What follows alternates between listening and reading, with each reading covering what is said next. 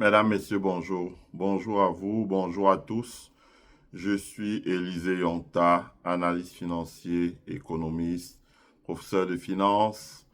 Et je fais une présentation intitulée Le Mali et le Sénégal reconstruisent les relations sécuritaires sous un nouveau paradigme. Voilà. Le Mali et le Sénégal reconstruisent leurs relations sécuritaires sous un nouveau paradigme. Voilà. Abonnez-vous à notre chaîne. Mettez un like sur la vidéo pour amener Facebook à la upgrade, hein, comme on dit, à la recommander au maximum de personnes. Mais également, partagez la vidéo sur vos murs, partagez la vidéo dans vos groupes, hein, pour que le plus grand nombre de personnes puissent la regarder. Mais également, mettez un thank you ou bien souscrivez à notre programme de membership pour favoriser le développement de notre chaîne. Voilà, c'est important. Donc, je fais cette présentation pour parler du Mali et du Sénégal. C'est marrant, hein? Parce que le Mali et le Sénégal, c'est deux pays de l'ancien empire du Mali. Quand vous regardez l'empire du Mali, les cartes qui datent de l'an 1000, l'an 100, je pense que les cartes que j'ai consultées la dernière fois, c'est de 107 ans, je crois, jusqu'à 200, combien, hein, j'ai consulté les cartes comme ça, où Mansa Moussa était le roi de l'empire du Mali, donc le Sénégal et le Mali étaient dans le même empire. Et d'ailleurs, le Sénégal et le Mali, aujourd'hui, quand vous regardez, ils ont le même drapeau.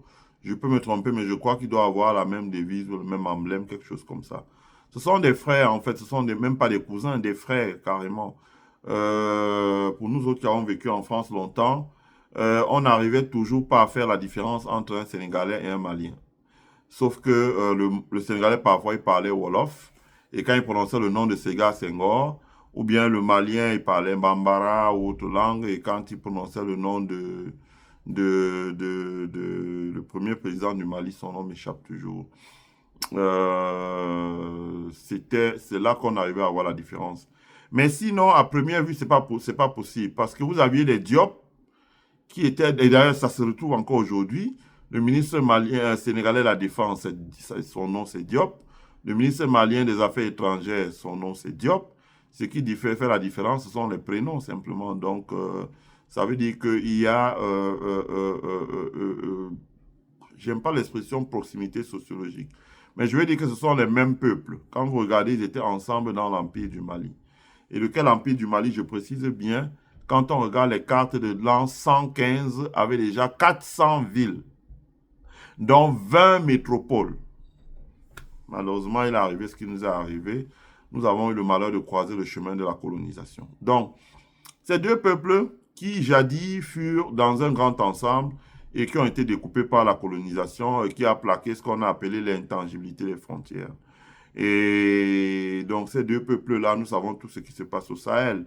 Le Sahel était livré au grand trafic à la grande criminalité internationale, disons ça. Trafic de drogue, trafic de cigarettes, trafic d'alcool et trafic d'autres produits dangereux qui passaient par le Sahel pour contourner certains checkpoints sécuritaires dans le monde.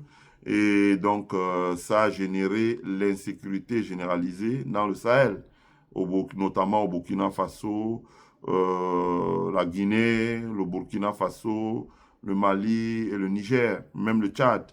Et donc, il est arrivé ce qu'il est arrivé. Les pays ayant pratiquement perdu leur souveraineté, ayant été occupés par les forces étrangères, et les États réduits pratiquement à néant, les militaires dans ces pays-là, que ce soit au Niger, que ce soit au Mali, que ce soit au Burkina Faso, ont entrepris de reprendre en main les choses pour essayer de ramener un peu ces pays-là au centre. Voilà, donc ça a généré ce que nous connaissons tous, l'arrivée du général Assimi Goïta au pouvoir, avec, comme on dit, les 5 colonels, aujourd'hui généraux. Au Burkina Faso, ça a généré l'arrivée du président Ibrahim Traoré, qui est aujourd'hui président de la transition. Et au Niger, ça a généré l'arrivée de CNSP, etc. Donc, qui essaie de mettre sur la coupe réglée tous ces trafiquants-là qui ne passent plus par leur pays et qui commencent à travailler ensemble pour reconstruire leur aspect sécuritaire. Bon. Donc, face à ces coups, il y a eu ce que moi je qualifie d'incompréhension. C'est normal. Subitement, il y a un coup comme ça. Si vous ici, vous causez avec quelqu'un qui est au Brésil et est de passage à Chicago, il ne comprend pas parce qu'il ne connaît pas la réalité locale. Même beaucoup d'Africains même ne comprennent pas. Parce que malheureusement en Afrique, les gens ils regardent soit les médias de leur pays, soit les médias comme RFI ou autres. Mais ils réfléchissent comme si dans les autres États, là, au Burkina, au Mali, au Niger, il n'y avait pas de médias locaux, quoi. Et donc, ça a généré vraiment une incompréhension. Et cette incompréhension a été accentuée par la CEDEAO, qui, elle, a été porteur d'un programme de sanctions qui ont commis des dégâts considérables. Ce que je peux dire, c'est que parmi les figures qui ont actionné le levier sanctions dans la CEDEAO, figurait quand même le président du Ghana. Je ne vais pas laisser ceux qui sont en fonction. Le président du Ghana, Akufo-Addo, qui est parti, et figurait aussi le président du Sénégal, Macky Sall, qui est parti. Donc, c'est important. Donc, sur Akufo-Addo, c'est lui qui était en première ligne, avec le dossier sanctions, etc. Mais je pense que c'est les mutations géopolitiques dont les élections ont vu le retour de Dramani, John Dramani, qui, je ne dirais pas qui est du nord de la côte du Ghana, mais qui a une meilleure compréhension de ce qui se passe. Et il a pris des décisions immédiates qui sont en disant, voilà, avec le président Ibrahim Traoré, qui représentait les chefs d'État de l'AES, dont la Confédération des États du Sahel. Donc, on se souvient de ce point de presse, je dis bien, qu'il a fait, où il a fait une déclaration en disant j'ai reçu mon frère, le capitaine Ibrahim Traoré, je le remercie d'être venu à mon inauguration. Il a été très applaudi par les gens ici. Et je pense qu'il est temps pour nous de reconstruire les liens parce que nous sommes les mêmes peuples. C'est la colonisation qui est venue tracer les frontières. Il est hors de question qu'on commence à se diviser. Il y a des problèmes avec le terrorisme. Moi, je vais travailler pour pouvoir régler, donc je vais coopérer. Et je vais faire une visite officielle dans ces pays-là, voilà. Et joignant l'acte à la parole, il a nommé un représentant. C'est comme ça, ce sont des usages diplomatiques. John Dramani a nommé un représentant de son pays, d'un envoyé spécial de son pays dans l'AES. Donc, c'est quelqu'un qui est directement rattaché à la présidence et qui a un travail avec le ministère, pas seulement le ministère des Affaires étrangères, mais d'autres ministères, l'Intérieur, la Défense, etc.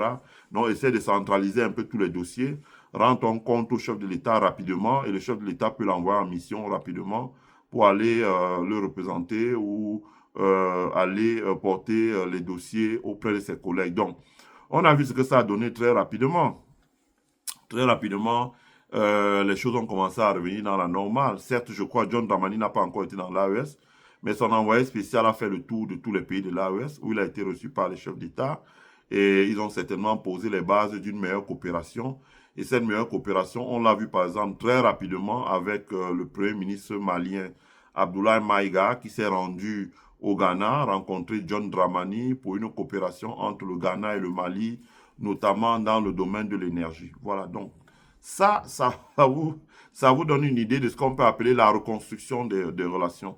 La reconstruction des relations. Donc, avec le Ghana, les choses commencent à revenir progressivement à la normale. Si une personnalité de haut niveau comme Abdoulaye Maïga se rend à Bamako, est reçu par le président malien et que ça débouche sur un point de presse, vous devez comprendre que les choses sont en reconstruction. Voilà, les relations entre le Ghana et l'AES repartent sur un nouveau paradigme. Donc, on déchire tout le blablabla de Akufo-Addo. Voilà. Donc, à partir de ce moment, naturellement, les regards se tournent vers un autre pays, le Sénégal, pour savoir, bon, qu'est-ce que ça va devenir les relations entre le Sénégal et la CEDEAO. D'abord, il faut noter que Ousmane Sonko, encore opposant, hein, il n'y avait pas encore l'AES, comme il a dit lui-même à Bamako, avait toujours pris position pour les pays de l'AES en disant qu'il comprenait ce qui se passait là-bas. Certes, la situation sécuritaire n'était pas encore maîtrisée, Mais il disait que s'il arrivait aux affaires, il n'hésiterait pas à envoyer l'armée sénégalaise là-bas pour et donner un coup de main à leurs cousins ou leurs frères du Mali, du Burkina et du Niger. Bon, les pays de l'AES ont travaillé beaucoup, hein, et ont réussi à maîtriser la situation sécuritaire. La reconquête de leur territoire se poursuit. Ils font face à des menaces, mais ils travaillent dur pour pouvoir s'en sortir. Donc, Ousmane Sanko a manifesté ça. Deuxièmement, quand il y a eu l'élection de Bachirou Diomaye Faye, on a bien vu que tous les États de l'AE s'étaient fait représenter. Je veux dire, le président du Conseil national de transition du Mali avait représenté le général Assimi Goïta. Le capitaine Ibrahim Traoré s'était fait représenter par également le président de l'Assemblée nationale du Burkina. Le général Abdourahmane Tiani également s'était fait représenter, je crois, par son premier ministre. Et donc, Mamadi Doumbouya s'était déplacé en personne. Donc, la situation était convenablement, c'était apprécié à juste titre par Bachirou Diomaye Faye. Et ensuite, on voit aussi ce qui s'est passé. Ça veut dire que dans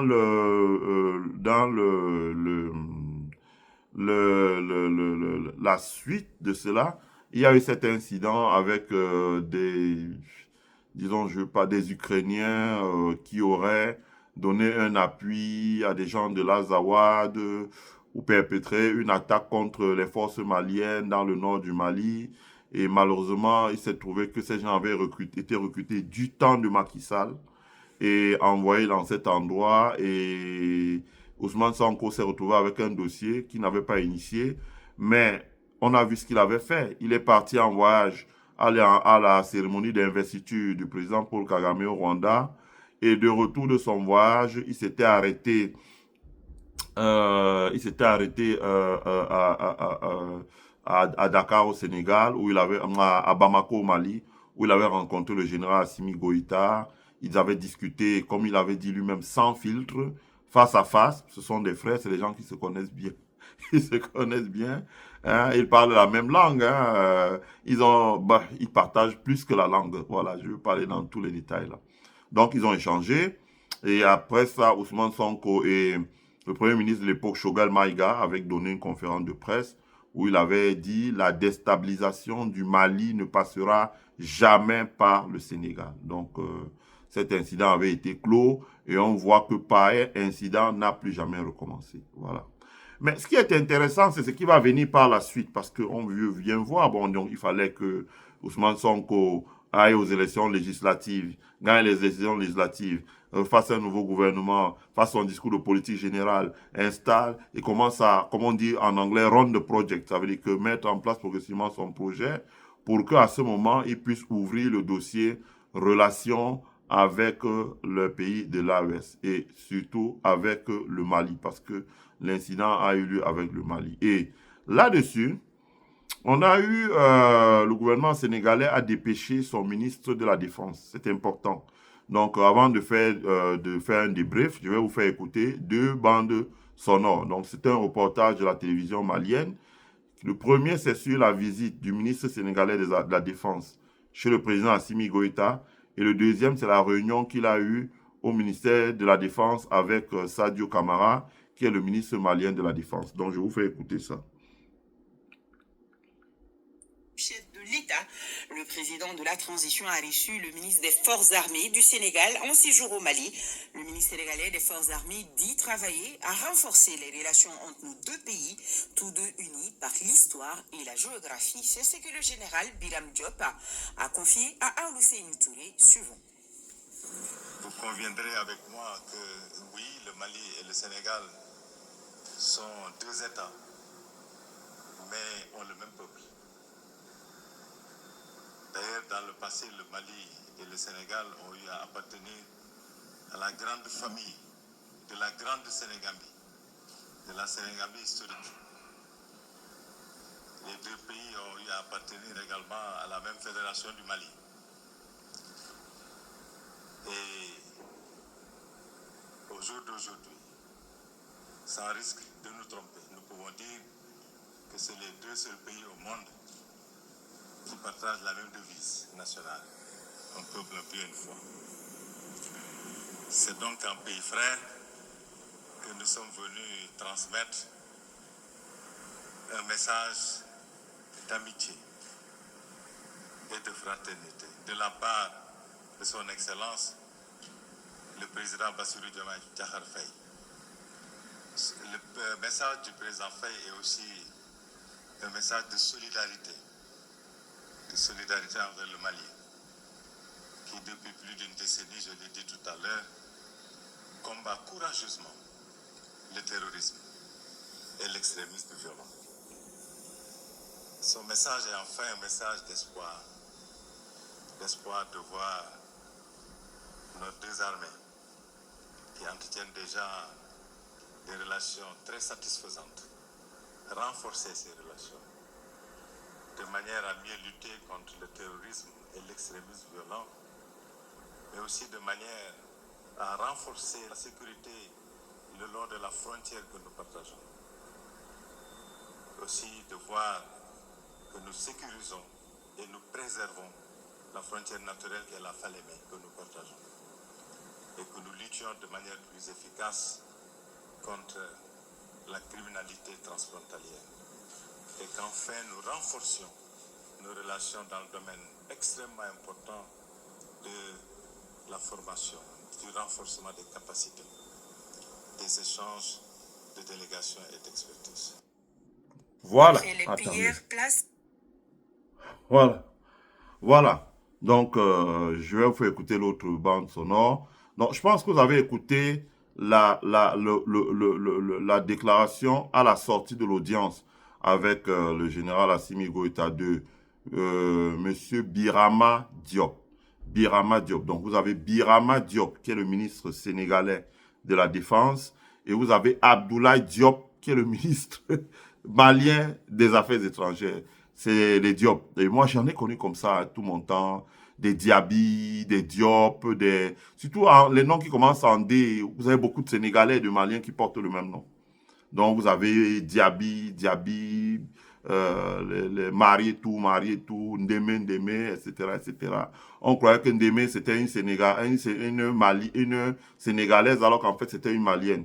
Jusqu'au jour, elle dit, bon, je parle pas Wolof, où elle expliquait qu'elle était malienne, Bambara, etc., alors que nous, on l'avait toujours vue comme une Sénégalaise. Donc, c'est le même peuple.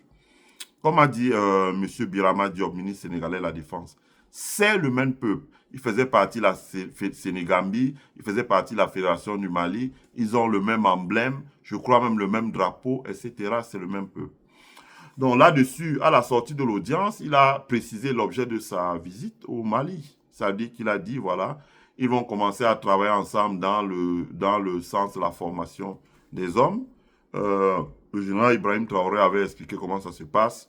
Les États ouvrent des programmes, les capacités de formation pour les armées sont limitées et c'est souvent difficile en temps de guerre, donc les États ouvrent des programmes de formation. Donc, ils devaient mettre en place des programmes de formation pour pouvoir former leurs hommes. Donc, ça, c'est la première chose. Pour former les hommes. Donc, le Sénégal s'est dit disposé à accueillir des gens, des soldats, des femmes pour les former. La sécurisation de leurs frontières communes. La sécurisation, c'est important. Parce que le Sénégal a accès sur la mer. Et le Mali utilise le potentiel logistique du Sénégal pour pouvoir son approvisionnement en marchandises. Donc, la première rampe de la sécurisation du Mali passe par le Sénégal. Parce que le Mali utilise la débouchée du Sénégal sur la mer. Donc, le ministre de la Défense a parlé de la coopération là-dessus en termes de sécurité. La sécurisation des frontières, ça veut dire le partage du renseignement entre les deux pays, le partage de l'information entre les deux pays pour pouvoir sécuriser de part et d'autre la frontière. Parce que vous conviendrez avec moi que la menace peut venir aussi bien du Sénégal vers le Mali, mais toute menace venant du Mali peut affecter le Sénégal. Donc, ne pas permettre, par exemple, que les gens qui perpétuent des crimes au Sénégal, des attaques terroristes, courent et se réfugient au Mali, des choses comme ça. Donc, ça a plusieurs versants. Et donc, une coopération commerciale, industrielle, etc., le renforcement de la fraternité entre les peuples, etc. Donc, ça, c'est la sortie de M. Birama Diop, juste à la sortie de l'audience avec le général Assimi Goïta. Maintenant, on va écouter M. Sadio Kamara, qui est le ministre malien de la Défense, donc qui s'exprimait. La cuisine. Non, pas ça. L'audience du chef de l'État, le président de la transition a reçu le ministre des Forces armées Donnez-moi un instant, pardon. du Sénégal, Donnez-moi de un la instant. sécurité, bien sûr, le ministre de la Défense et des anciens combattants, le général de corps d'armée Sadio Kamara, a rencontré hier son homologue sénégalais Biram Diop à la tête d'une délégation. Les échanges ont porté sur la coopération militaire entre le Mali et le Sénégal afin de parvenir à réduire considérablement l'insécurité transfrontalière. Le point avec Abdul Karim Kaba. 419 km² des frontières séparent le Mali et le Sénégal. Les deux pays ont en commun la même devise. Un peuple, un but, une foi. C'est fort de tous ces facteurs que le ministre de la Défense et des anciens combattants, le général de corps d'armée Sadio Kamara et son homologue Biram Diop, ministre des Forces armées du Sénégal, et leur délégation renforcent leur coopération pour lutter efficacement contre le terrorisme. Je voudrais rendre hommage à la résilience du peuple malien et saluer la vaillance de ces forces armées qui sont engagées depuis plus d'une décennie dans une bataille cruciale pour l'avenir de leur pays et au-delà de notre région. Même si nous pouvons nous satisfaire du bilan de notre coopération, vous conviendrez avec moi que nous pouvons l'approfondir pour mieux faire face aux défis sécuritaires aigus auxquels nous sommes confrontés dans nos missions de sécurisation de nos territoires respectifs. La lutte contre le terrorisme et l'extrémisme violent, dans laquelle vous êtes activement engagés, la criminalité transfrontalière, les trafics illicites qui financent les groupes armés terroristes et les réseaux criminels constituent autant de menaces qui nécessitent la mutualisation de nos efforts. C'est le but de cette visite qui, j'en suis assuré, nous permettra de trouver les voies et moyens de mettre en œuvre pleinement l'accord cadre de 2021. Au Mali, l'on est ouvert à toute collaboration respectant les principes édictés par les autorités de la transition. Monsieur le ministre, le Mali a quitté la CEDEAO. Ça, c'est le ministre malien qui parle. Mais il voudrait toujours bâtir des relations bilatérales fécondes avec tous les partenaires qui les désirent, notamment avec la République serbe du Sénégal, conformément aux principes édictés par le président de la transition en matière de coopération bilatérale, à savoir le respect de la souveraineté du Mali, le respect des choix stratégiques et le choix des partenaires opérés par le Mali et la prise en compte des intérêts du peuple malien dans les décisions prises. Cette rencontre vise donc à promouvoir une coopération diversifiée et mutuellement avantageuse. La sécurité et la stabilité tiennent à cœur les autorités de la transition. Nous devons coopérer en respectant notre accord de coopération existant parce que la lutte contre le terrorisme et la criminalité transfrontalière l'exigent. Le terrorisme et le crime organisé transnational en perpétuelle mutation et parfois soutenu par des acteurs internationaux aux visées impérialistes seront combattus que lorsque nous agirons ensemble. Monsieur le ministre, c'est un honneur de réunir des experts et des leaders de divers domaines pour discuter des défis et des opportunités qui se présentent à nous dans ce secteur crucial qu'est la défense nationale. Votre présence ici témoigne de l'importance que nous accordons tous à la sécurité et à la stabilité de nos pays. Cette rencontre vise à renforcer les échanges et la coopération entre les forces armées des différents pays. Le ministre de la Défense et des anciens combattants, général de corps d'armée Sadio Kamara, a conclu que seule une lutte commune permet de gagner la lutte contre le terrorisme. Voilà. Le renforcement de la coopération Donc, dans le ça s'arrête là. Donc, vous avez suivi, le Mali et le Sénégal s'engagent à travailler ensemble pour lutter contre la criminalité transfrontalière. Donc, ça passe, ils vont pas détailler tout, mais ça passe par la formation, les formations communes dans leurs forces armées, les programmes communs, les échanges, le partage de renseignements, les opérations communes entre les deux armées le long de leurs frontières pour sécuriser leur peuple, pour sécuriser les hommes et les biens des personnes, parce que c'est un peuple qui a des intérêts croisés. Hein. Comme je dis, vous avez Birama Diop, vous avez Abdoulaye Diop, ce sont des cousins. Ils parlent pratiquement la même langue. Bref, ce sont des mêmes gens.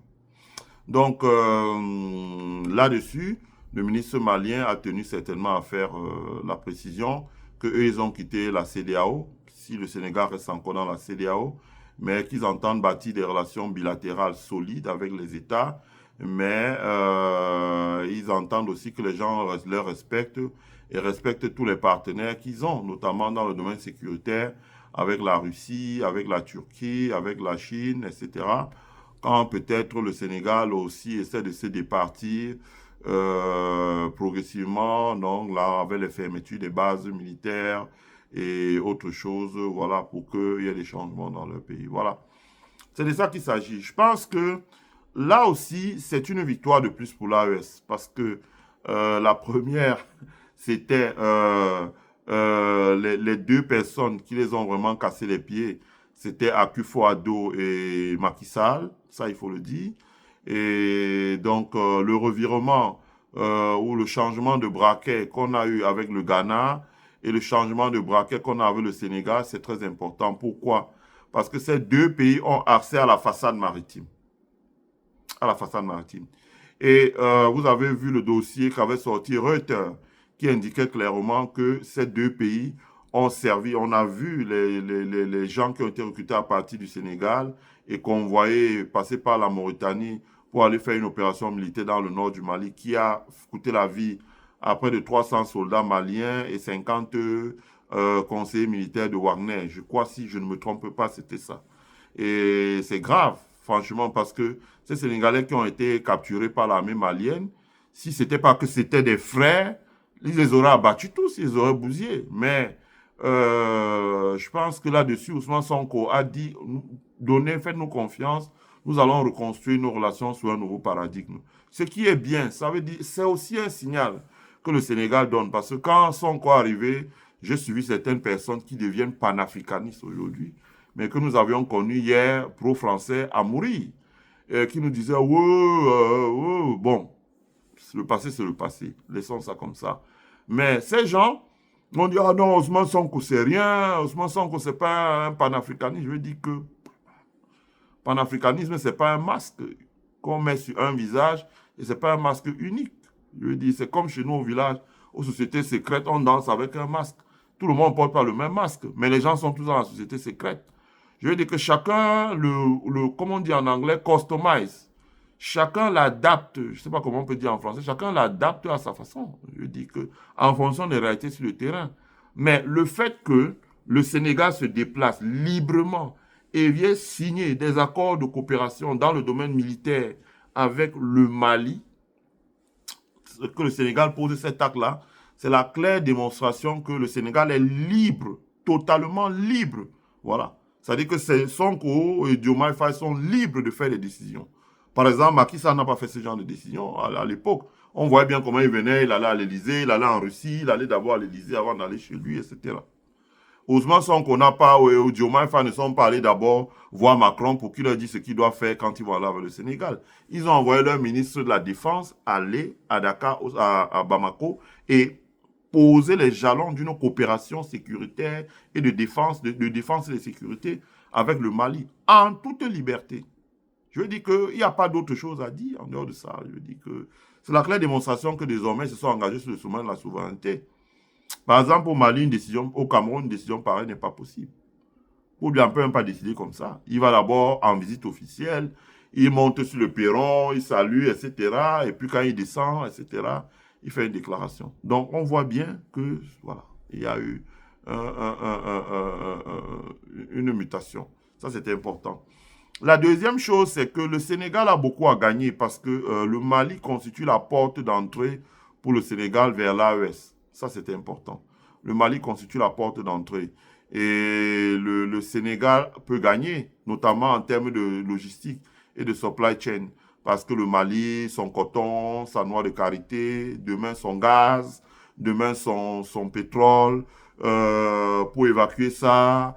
Je pense que le Sénégal, déjà qu'il est un grand producteur, le projet le plus fiable serait, parce que quand on dit oh, le pétrole c'est dans le nord avec le gaz, c'est pas vrai.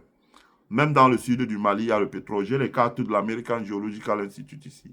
Comme j'ai dit, cette année, je fais un peu une pause StreamYard parce qu'on a beaucoup à faire, mais les années qui viennent, on va s'attarder là-dessus et on va parler de beaucoup de choses là-dessus. Donc, vous voyez bien que le Sénégal est... comment je peux dire ça?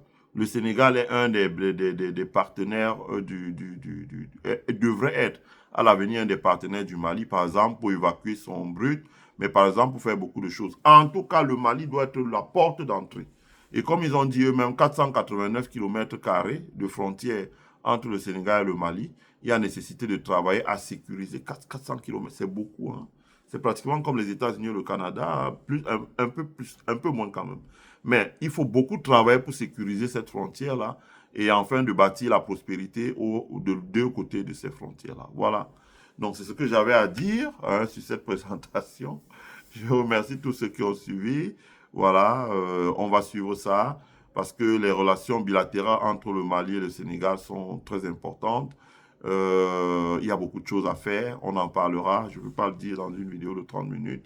On en parlera lors des prochaines vidéos. On prendra les exemples comme on est en train de faire en ce moment avec l'Algérie et ça vous permettra de comprendre parfaitement tout ce qui se passe. Je souhaite à tous et à toutes de passer une agréable semaine hein, et on se retrouve demain pour une nouvelle vidéo, une nouvelle présentation. Abonnez-vous à notre chaîne, invitez vos amis à s'abonner. Mettez un like sur la vidéo si vous avez aimé afin que le plus grand nombre, YouTube puisse la recommander au plus grand nombre de personnes. Et enfin, partagez vos impressions dans la courtoisie. Donnez-nous un thank you ou bien souscrivez notre membership pour suivre, n'est-ce pas, pour participer au développement de notre chaîne. Je vous souhaite à tous de passer une bonne journée. Prenez soin de vous car le meilleur ici est à venir. Bye.